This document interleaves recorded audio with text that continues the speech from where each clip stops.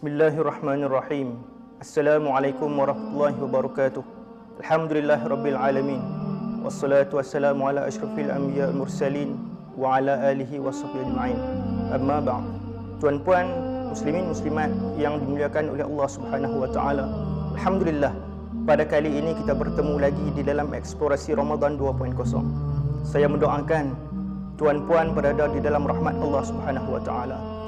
Tuan-puan yang dimuliakan oleh Allah Subhanahu wa taala, saya ingin berkongsi dengan tuan-puan satu hadis Nabi sallallahu alaihi wasallam yang berbunyi, "Atakum Ramadan syahrun mubarak, faradallahu azza wa jalla 'alaikum siyamahu, tuftahu fihi abwabus sama' wa tughlaqu fihi abwabul jahim, wa tughallu fihi mardatus syayatin, fihi lailatun khairun min alfi syahr."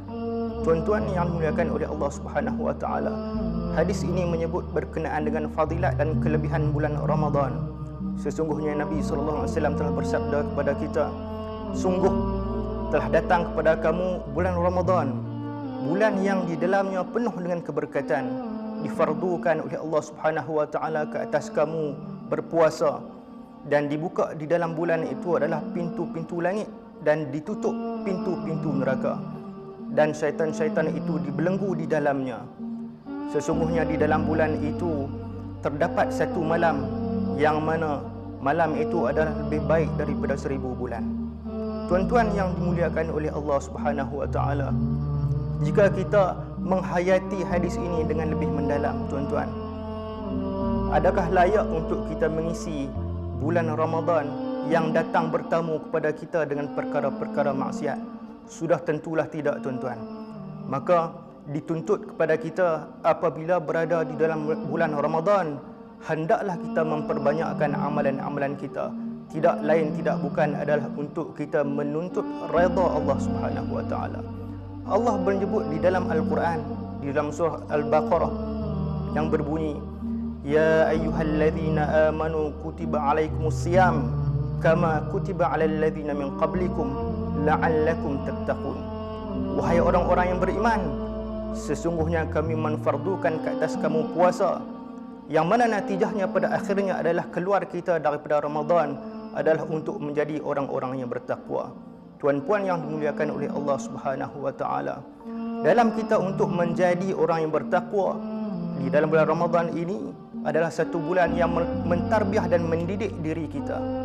Bagaimanakah untuk kita menjadi insan yang taat dan patuh kepada Allah?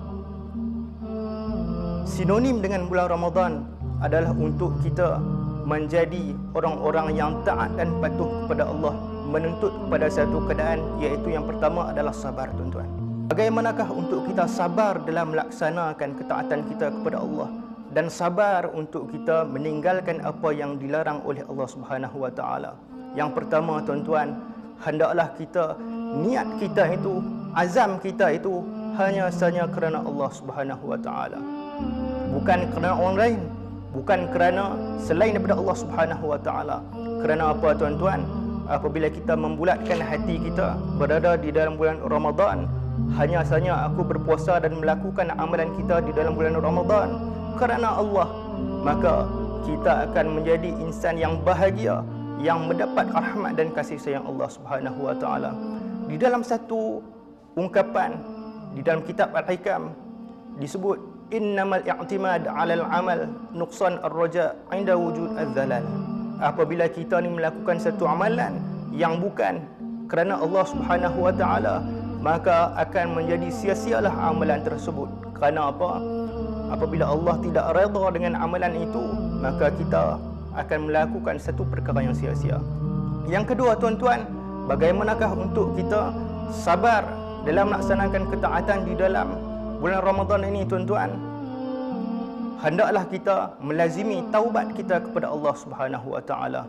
Taubat kita, tuan-tuan, hendaklah kita bertaubat dengan taubatan nasuha. Kerana apa? Orang yang bertaubat akan dicintai oleh Allah. Yang kedua adalah untuk kita melazimi taubat kita kepada Allah Subhanahu wa taala. Tuan-tuan, orang yang melazimi taubat kita, orang yang melazimi taubat kepada Allah Subhanahu wa taala akan dicintai oleh Allah Subhanahu wa taala. Sebagaimana disebut di dalam Al-Quran, innallaha yuhibbut tawwabin wa yuhibbul mutatahhirin.